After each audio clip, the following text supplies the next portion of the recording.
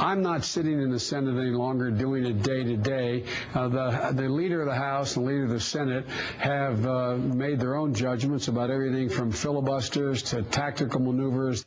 All right, Alicia Menendez is a senior advisor for the New Democratic Network. John Fury is a Republican strategist. Guys, thank you for joining us today. Alicia, let's start with you. Doesn't the White House actually want this vote at the moment so they can tout it as a win going into the midterms? I think they did want this vote. I also think there were members of the Senate and the House who wanted this vote. Ultimately, leadership decided didn't make sense for them, which I think is a shame because most Americans can agree that at a time of incredible deficits, now's not the time to be giving an additional tax break to the richest Americans. So while I don't think this was the most politically savvy move for Democrats, I think this would have been a good thing for them going into midterms to force a vote on this. I do think there's a silver lining, which is that when we come back from midterms, I think you're more likely to get some Republican support for this. Hey, John, who would stand to gain by delaying this, by putting this off?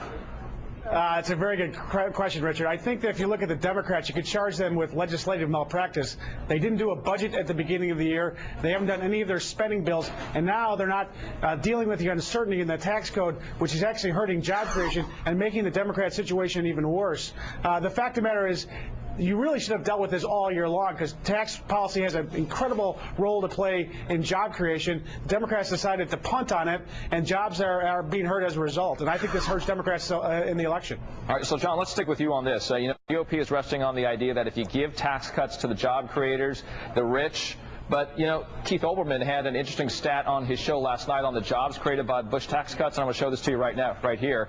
Just after the bill was signed into law in 2001, unemployment, if you take a look at this right here, rose to 4.6% the next month, 4.9% the month after, and 5%, then 5.3%, then 5 it goes on and on.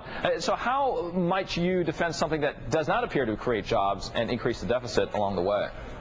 Richard, what I would say to you is, boy, we'd love to have unemployment back to 5.7%. It's 9.6% right now, and people are really hurting out there. We need to do everything we can to help create jobs, and the president and the Democrats have really punted on this big policy debate, and I think it's really tragic because people really want jobs and they want the best for the country, and they're not getting it from this administration. Alicia? Richard, people do want jobs, but I think it's also interesting that you have some of the wealthiest Americans coming out and saying, you know what, I do want you to tax me more. You have Bill Gates, you have Garrett Gruner, the founder of Ask.com, saying, I've made investments in the past. I'm someone who has created jobs through my investment. And I have to tell you, this marginal tax rate has never affected my decision to make or to not make an investment.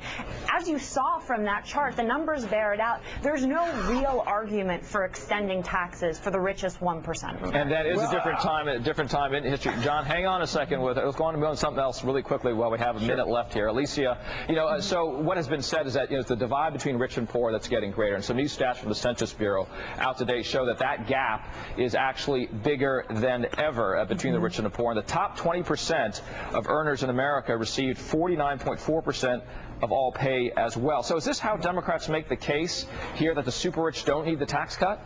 I do think this is part of how they make the case. I also think it's interesting how you're seeing bear out across the parties. You had the Republicans giving their pledge to America, not really addressing this income inequality, not standing up and talking about the number of jobs that have been sent overseas that are part of our dilapidating middle class, not speaking to this divide, whereas Democrats are saying we do need to rebuild our middle class through innovation, through smart tax policies, not simply by recreating policies that we already have seen fail. John Fury, Alicia Menendez, I'm sorry, we have to leave it there. Can I jump in real quick? We got to go. The Democrats are clueless when it comes to job creation, clueless on job creation, and that's why they're going to get smacked in this election. All right, thank you both.